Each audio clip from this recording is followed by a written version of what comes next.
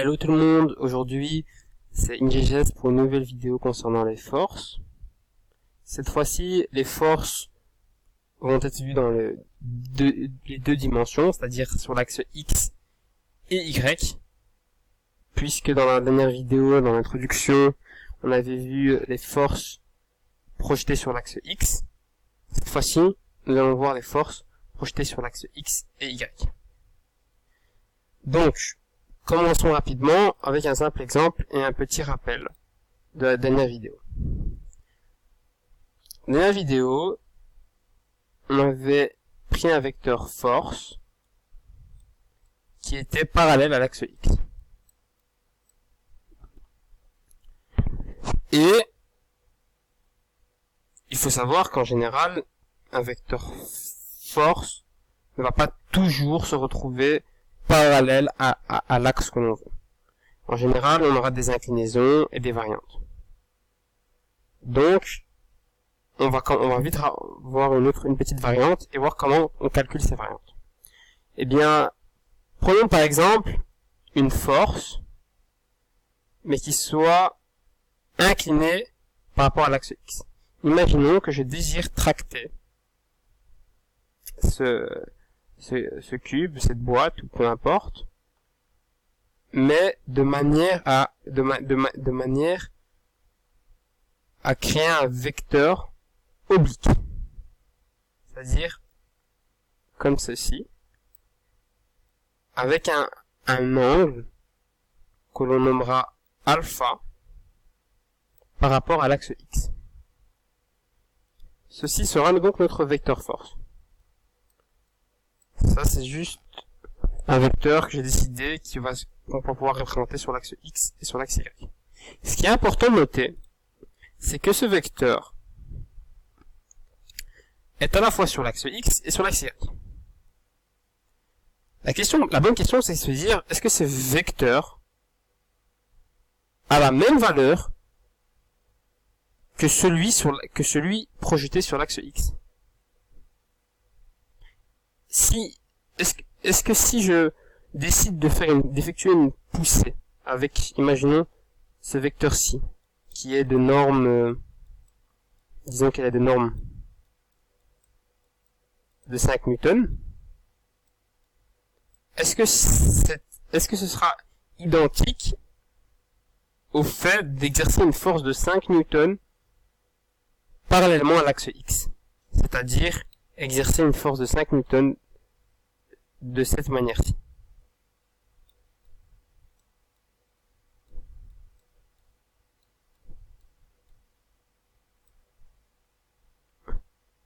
Est-ce que ceci est égal? C'est la véritable question. Parce que à partir de là, cette question, on va à partir d'un exemple, cette question va prendre tout son sens. Est-ce que si je décide de tirer avec une force de 5 newtons parallèlement à cet axe, est-ce que cette force de 5 newtons sera suffisante si ma caisse a besoin de 5 newtons pour être poussée? Si je désire la tracter, on va dire, avec un fil qui fait un angle alpha, est-ce que ça va être suffisant, cette force? Ça, c'est la bonne question. Et on va tenter d'y répondre très rapidement maintenant. Grâce à un prérequis qui est le rappel trigonométrique. Qui est très très important. Pythagore, pour les étudiants, vous devez absolument le connaître. Vous devez le maîtriser. Parce que, on va vite rapidement comprendre. Et le voir. En fait, ce vecteur force, si on veut réellement connaître sa valeur par rapport à l'axe X, il faut effectuer une projection. Cette projection, c'est ça. Il faut le projeter sur cet axe, sur l'axe X. D'accord? On peut connaître, et en le projetant, on remarque rapidement que on a un triangle rectangle en fait. Regardez. Ici, ça forme un triangle rectangle. Qui dit triangle rectangle dit Pythagore. Donc, grâce à Pythagore, on va pouvoir connaître la valeur de la projetée de ce vecteur force sur mon axe X. Et c'est ce qu'on désire. C'est celle-ci qu'on veut. C'est ça qu'on veut, en fait. C'est le vecteur force projeté sur l'axe X. C'est ce qu'on veut là. C'est ce qu'on veut trouver pour savoir s'ils sont équivalents ou pas. Est-ce que la force de 5 newtons que j'ai de ce vecteur-ci, qui est ici là, ce vecteur-ci, est-ce qu'il est équivalent aux 5 newtons sur l'axe X? Parce que c'est cette force-ci qui va pousser mon cube. Enfin, mon carré, quoi, ma boîte. Donc, ça c'est la question qu'on se pose. Et grâce à Pythagore, on va pouvoir, et grâce à une relation trigonométrique, on va pouvoir regarder ça tout de suite. La relation est la suivante. On sait que cos alpha,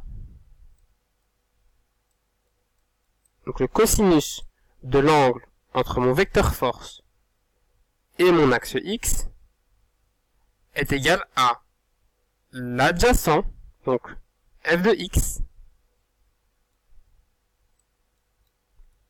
en norme, hein,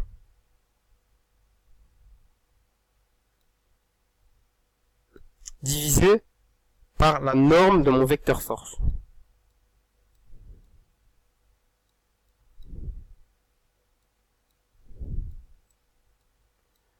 On isole f de x pour connaître sa valeur.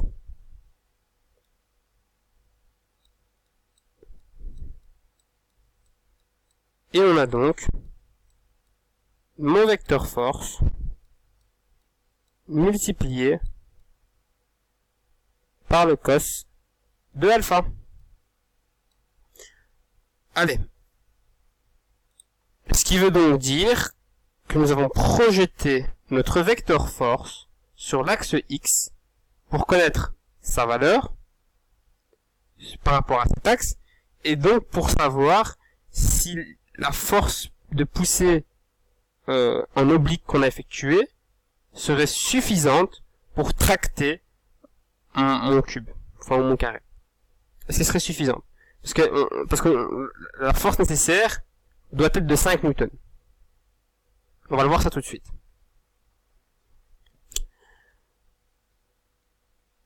La norme du vecteur force est égale à 5. Souci, c'est qu'on a un cos. On sait que cos alpha, donc c'est encore de la trigonométrie, est compris entre 1 et moins 1. Ce qui veut donc dire que ce sera égal à 1 si et seulement si. On va faire un petit dessin de trigonométrique. Bon, il est très très moche, mais désolé. Que si l'angle, parce qu'on sait qu'il est égal à 1, que si l'angle est égal à 0 degré. C'est-à-dire que le vecteur force soit parallèle à l'axe X.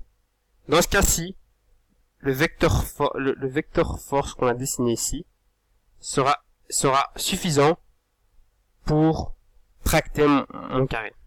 Mais ce n'est pas le cas. On a un angle alpha ici. Ça veut dire que d'office,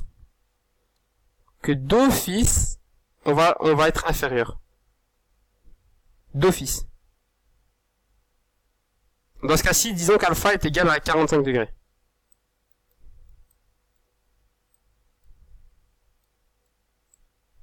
Si alpha est égal à 45 degrés, cos alpha, ça va faire cos de 45 degrés. Cos 45 degrés. Qui est égal à, ce qui est égal à racine de 2 sur 2. Racine de 2 sur 2 fois 5. Qui est égal, racine de 2 sur 2, ça fait 0,7. Fois 5. Hop, gomme. qui va être clairement inférieur à 5. Ce qui veut dire que si je prends mon vecteur et que je soulève d'un certain, à partir du moment où je vais le lever par rapport à l'axe X d'un certain angle, la projeter sur cet axe même, bah, le vecteur force sera toujours inférieur à la projeter sur cet axe. C'est ça que ça veut dire. Là, on a fait pour l'axe X, on peut le faire très bien pour l'axe Y. Mais ce sera pour une prochaine vidéo.